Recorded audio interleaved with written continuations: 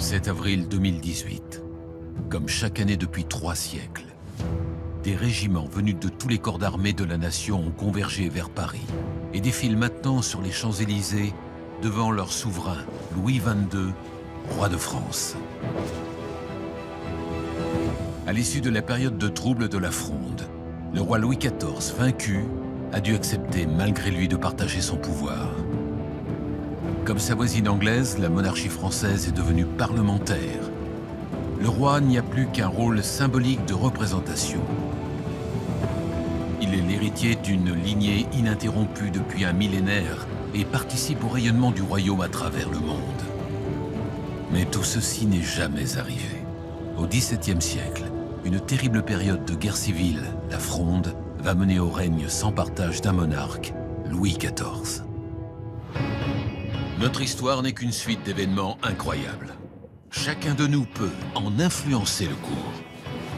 De la naissance d'un grand empire millénaire à la fin d'une civilisation florissante, du génie créatif d'une poignée d'hommes à une révolution culturelle planétaire.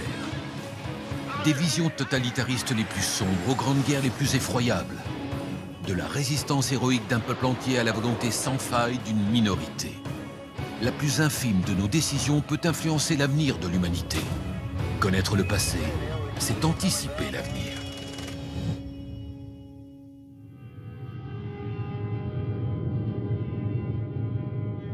« 14 mai 1643. À la mort de son père Louis XIII, le jeune Louis XIV, âgé de 4 ans, devient roi de France. 26 août 1648, Mazarin, Premier ministre du roi, donne l'ordre d'arrêter sur le champ 3 magistrats du Parlement. 7 avril 1652, les troupes du prince de Condé sont sur le point de capturer Louis XIV. Ces 3 événements intimement liés sont des moments clés de l'histoire de France et vont plonger le royaume dans une guerre civile, la Fronde. 14 mai 1643. Louis XIII, roi de France, est à l'agonie. Au crépuscule de sa vie, le monarque peut considérer son règne avec soulagement. Le pays est uni, l'État solide et bien administré. Plus important, sa descendance est assurée. Son fils Louis n'a certes que 4 ans, mais selon les lois fondamentales du royaume, il deviendra automatiquement roi à son tour. Personne d'autre ne sera en droit de revendiquer le trône. Le pays ne se déchirera pas dans une guerre de succession. Pour Louis XIII, son devoir est accompli. Pourtant, tout n'a pas été simple. La première moitié du XVIIe siècle a connu guerre et disette. Mais au milieu des complots, entouré d'ennemis, le roi a pu compter sur l'aide indéfectible de l'habile cardinal de Richelieu. Fin stratège à la poigne de fer, le cardinal était aussi un mécène des arts et surtout un sage conseiller. Richelieu a soutenu la création des premiers journaux et a créé l'Académie française, en même temps qu'il faisait du royaume une puissance de premier plan. Avec lui, Louis XIII devient un roi absolu. Plus important, il vouait au roi une fidélité totale et il n'y avait pas de plus grand honneur à ses yeux que de travailler à la grandeur de la couronne de France. Louis XIII et Richelieu étaient complémentaires. L'un conseillait, l'autre savait écouter et commander. Ensemble, ils ont su traverser les épreuves, déjouer les complots et isoler leurs adversaires. Ensemble, ils ont bâti les fondations d'une France forte et moderne. Lorsqu'au terme d'une longue vie d'intrigues et de conseils, le cardinal de Richelieu s'éteint à l'âge de 57 ans, il lègue une ultime recommandation à son monarque. Il lui désigne un homme pour prendre sa relève, le cardinal Mazarin. Louis XIII a l'intelligence de le faire aussitôt rentrer dans son conseil. Car le roi est gravement malade depuis longtemps. Il sait sa fin proche et fait de Mazarin le parrain de son fils. Par ce geste, il lui confère de la légitimité. 3 semaines plus tard, à la suite d'une longue agonie, le roi s'éteint. Pour le royaume de France, l'heure est venue de célébrer l'avènement de son nouveau monarque, Louis XIV, mais aussi de voir qui va réellement diriger le royaume en attendant la majorité de cet enfant de 4 ans.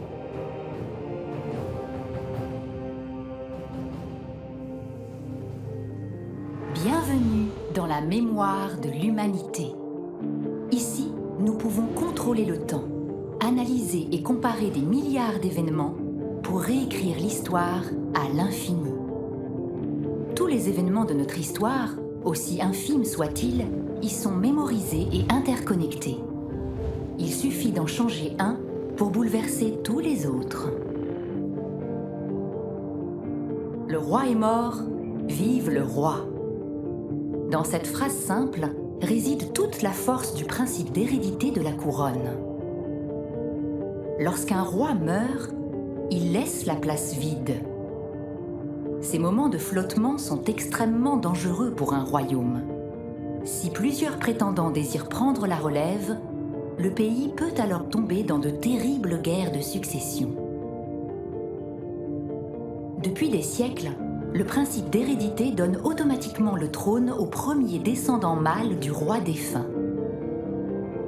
À la seconde même où un roi meurt, son fils devient aussitôt le nouveau monarque, évitant ainsi toute contestation. Si l'enfant est encore mineur, une personne de sa famille est chargée de gouverner en son nom jusqu'à sa majorité. On appelle cette période la régence. En France, personne, y compris le roi lui-même, n'a le pouvoir de modifier cette loi. Le mécanisme semble infaillible.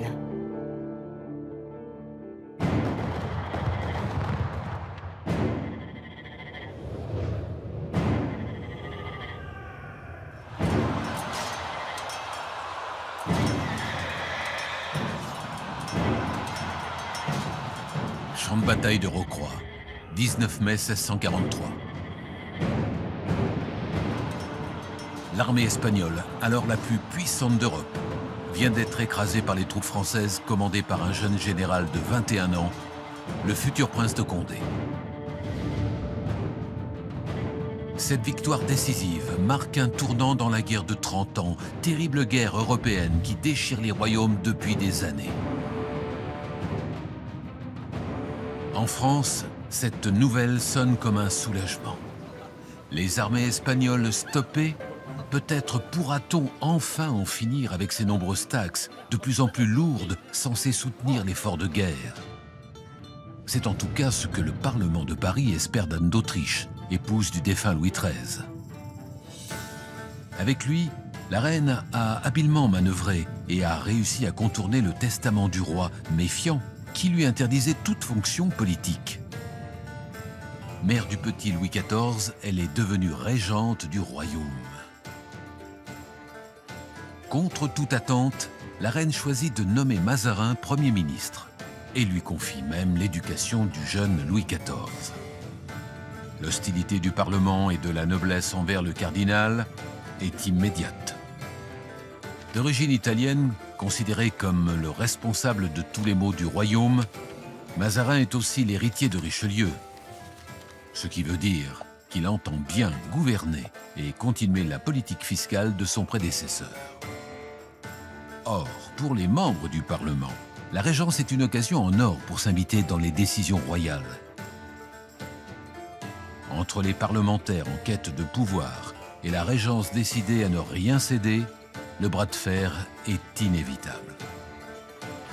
Comme déclare l'un des meneurs parlementaires, la meilleure façon de servir le roi est parfois de lui désobéir. Très vite, les événements s'accélèrent.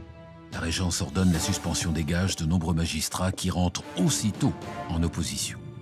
Le Parlement défie la régente et tente de lui imposer ses conditions sous forme d'une charte de 25 articles. Le pouvoir royal est directement menacé. Le ton monte le mouvement contestataire porte même un nom, la Fronde. Mazarin finit par ordonner l'arrestation de 3 meneurs. Pour camoufler l'opération, il profite d'une fête donnée à Paris pour célébrer une nouvelle victoire contre les armées espagnoles. Mais la nouvelle se répand comme un feu de paille et rapidement, tout Paris descend dans la rue. La ville, galvanisée par des parlementaires prêts à aller jusqu'au bout, se couvre de barricades. Mazarin est contraint de céder. Il sait désormais qu'il doit se méfier des Parisiens. Nuit du 5 janvier 1649. La cour quitte en secret la capitale rebelle pour préparer la riposte. Du château de Saint-Germain, Mazarin confie 10 000 soldats au prince de Condé, bouclier du royaume contre les Espagnols et lointain cousin du roi. Sa mission, assiéger Paris, couper l'approvisionnement de la capitale et étouffer la Fronde. Paris forme à la hâte une milice mais ne peut pas faire face aux soldats professionnels du roi. Le 11 mars, la paix de Rueil met un terme à la Fronde des parlementaires. La justice du roi. Au XVIIe siècle, le roi de France disposait de droits particuliers. Il pouvait, sur simple lettre, ordonner l'incarcération sans jugement ou l'exil de n'importe quel sujet du royaume. Appelée lettre de cachet car scellée du sceau du roi, chacune pouvait être synonyme de prison à vie ou même de mort sans aucune forme de procès, parfois même dans la plus grande discrétion. Ainsi, des personnalités comme Voltaire ou Fouquet seront victimes de l'arbitraire royal et finiront en prison sur simple décision du roi, sans procès. De nos jours, dans nos démocraties, cette situation peut paraître d'un autre temps. Pourtant, au nom de la raison d'État, nombre de pays ont édicté des lois liberticides, à l'image du Patriot Act américain de 2001. La possibilité de se défendre devant une justice équitable est l'un des principes fondamentaux des droits de l'homme. Et, dans une démocratie, les lois doivent être les mêmes pour tous. Plus l'effort consenti est grand, plus la récompense doit être en conséquence. C'est pourquoi, en rétribution de sa loyauté au roi et de son intervention à Paris, le prince de Condé revendique le ministère de l'Amirauté. Et pour ses fidèles, des postes clés dans l'armée et l'administration. Ni plus, ni moins. Mazarin voit immédiatement le danger.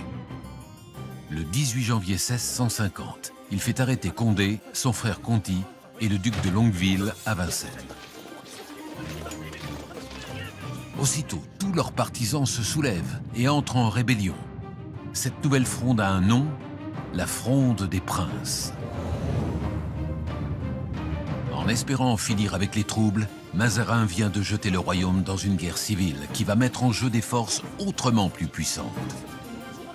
Dans un royaume déchiré, le jeu des alliances va faire s'affronter des armées dans de grandes batailles, provoquer des retournements de situation spectaculaires et surtout être le théâtre d'une pièce où des acteurs passeront d'un camp à l'autre, multipliant trahisons romanesques et coups d'audace héroïques. Dès le début, les parlementaires vaincus un an plus tôt se joignent à la Fronde des Princes. Gaston d'Orléans, oncle du roi, rallie l'Union et exige la libération des prisonniers. Mazarin fuit à nouveau Paris. Le maréchal Turenne, brillant capitaine de guerre, passe dans le camp des frondeurs. Condé finit par être libéré et prend aussitôt les armes. Louis XIV, majeur à 13 ans, le fait accuser de trahison et du crime de lèse-majesté. Gaston d'Orléans rechange de camp. Louis XIV rappelle Mazarin, Turenne rejoint le roi. Paris, dans le flou le plus total, ne sait plus sur quel pied danser. Chaque parlementaire joue maintenant sa propre partition. C'est dans le décor d'un petit village de Bourgogne que va se jouer la scène majeure. Condé, à la tête de ses troupes, bouscule les armées royalistes. Le prince est sur le point de capturer le roi lorsque, jouant la dernière carte royale, Turenne lance ce qui lui reste de troupes dans une contre-attaque désespérée. Les soldats de Sa Majesté brisent l'encerclement et sauvent le roi. Condé vient de laisser passer sa chance. Nous venons d'arriver à un point de divergence. Un point de divergence est un événement clé, un carrefour dans notre histoire où notre monde peut basculer d'un côté ou de l'autre. Le prince de Condé vient d'échouer à capturer le roi. Si Turenne n'avait pas forcé le destin, Louis XIV et sa cour seraient tombés aux mains des frondeurs. Le cours des événements aurait pu alors prendre une toute autre tournure. Condé aurait immédiatement éliminé Mazarin, se serait certainement posé en libérateur du roi et lui aurait assuré sa protection. En réalité, une cage dorée. Le prince, devenu Premier ministre, aurait alors exercé la réalité du pouvoir et une fois la guerre gagnée, aurait éclipsé le roi Soleil. Sous la pression de ses alliés parlementaires, la monarchie aurait évolué de la même façon qu'en Angleterre. La place du roi serait au fil des siècles devenue symbolique. La Révolution française n'aurait jamais eu lieu. Aujourd'hui, la France serait une monarchie parlementaire dirigée par un Premier ministre. Le roi ne serait là que pour des charges symboliques, comme passer en revue les armées lors de la fête nationale. Le 7 avril, et non pas le 14 juillet, serait alors fêté comme le jour où le royaume de France bascula. Paris, le 11 avril 1652. Aucune ovation de foule. Les clochers restent muets. Condé n'incarne plus le chef militaire invincible, le héros de la Fronde. Si certains nobles restent à ses côtés, les parlementaires sont divisés. L'armée royale est sur ses talons et les dés semblent jetés. De justesse, le prince parvient à faire entrer ce qu'il reste de son armée dans la capitale et échappe au désastre. Mais la situation n'est pas brillante. Les loyalistes sont en position de force. Les frondeurs abandonnent le navire les uns après les autres. Pour apaiser les rancœurs et favoriser une issue pacifique, Mazarin part une nouvelle fois en exil. Il accumule sur son nom trop de haine. Il a peur de nuire à son roi. Le 21 octobre, Louis XIV effectue une entrée triomphale à Paris et installe sa cour au château du Louvre. L'étau se resserre. Le lendemain, le roi proclame une amnistie générale. Comme le voulait Mazarin, il n'y aura aucune goutte de sang sur la couronne royale. Mais des précautions sont prises. Il est interdit aux parlementaires de se réunir sans y être invités par le roi ou de se mêler de près ou de loin aux affaires d'État. Après des années de régence, Louis XIV n'a plus 4 ans. Il cesse d'être un jouet entre les mains des grands. Il est le roi de France. Il n'a de compte à rendre qu'à Dieu. Il rappelle Mazarin à ses côtés. Condé et Conti, les deux frères rebelles, ne peuvent pas se résoudre à accepter l'amnistie. Ils sont une nouvelle fois reconnus coupables du crime de lèse-majesté. Celui que l'on a surnommé le Grand Condé et qui, un jour, a osé défier le roi, se retrouve contraint à l'exil. En 1654, un arrêt du Parlement le condamne à mort. La Fronde est terminée. C'est l'heure du roi. Apprendre à devenir roi. Pendant la Fronde, Louis XIV, tout jeune roi, va devoir fuir en pleine nuit pour échapper au peuple de Paris en émeute, être retenu en otage, voir l'un de ses proches amis mourir de ses blessures, assister à de terribles batailles.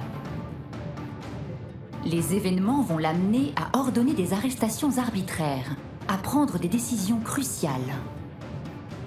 La Fronde est une véritable école de la monarchie pour le jeune roi, et il lui suffit d'observer Mazarin pour l'art de la négociation, Condé pour l'attitude de commandement. Les multiples changements de camp et trahisons ancrent en lui une méfiance tenace envers la noblesse. Il apprend à s'entourer de serviteurs loyaux et compétents, souvent issus de la petite bourgeoisie. Il ne fait aucun doute que sans la Fronde, Louis XIV aurait été un autre homme et donc un autre souverain. Versailles, 1er septembre 1715. Dans son immense palais construit à sa mesure, Louis XIV, que l'Europe entière connaît sous le nom de Roi Soleil, est à l'agonie. Au terme d'un règne incroyable de 72 ans, le monarque a offert à la France son grand siècle et a fait du royaume la première puissance européenne. Louis XIV est le roi, celui de la monarchie sans partage, de la monarchie absolue. Il incarne à la perfection l'image du roi dans toute sa puissance et sa majesté. Car au lendemain de la Fronde, Louis XIV, alors jeune adulte, a compris une leçon capitale. L'État, c'est le roi et personne d'autre. En 1661, à la mort de son précieux Premier ministre Mazarin, le monarque, âgé de 22 ans, annonce à son conseil que désormais, il gouvernera seul.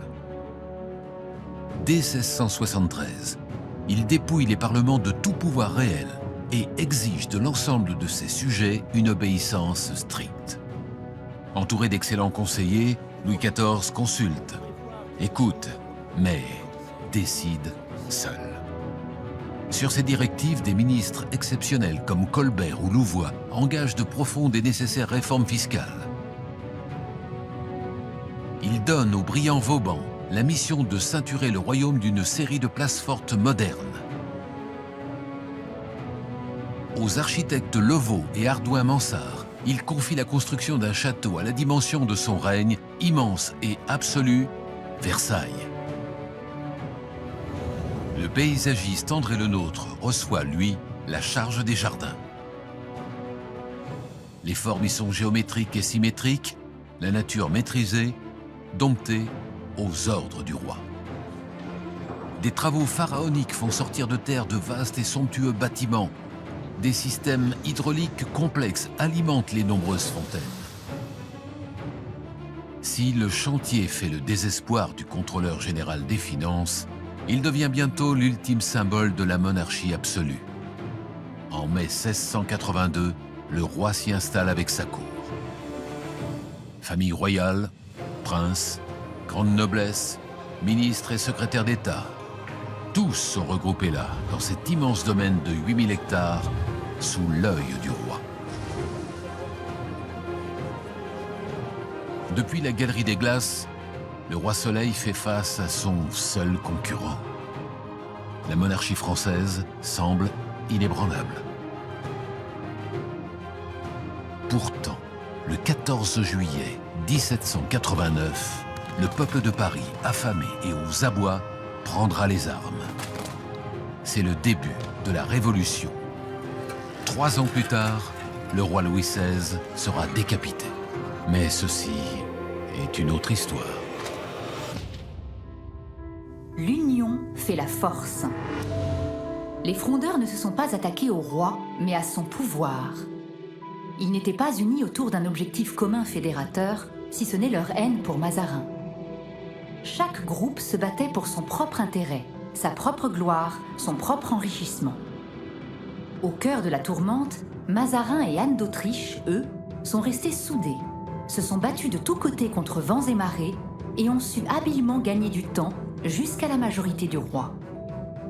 Bien que respectivement d'origine italienne et espagnole, leur loyauté à la couronne et aux biens de l'État français s'est révélée sans faille.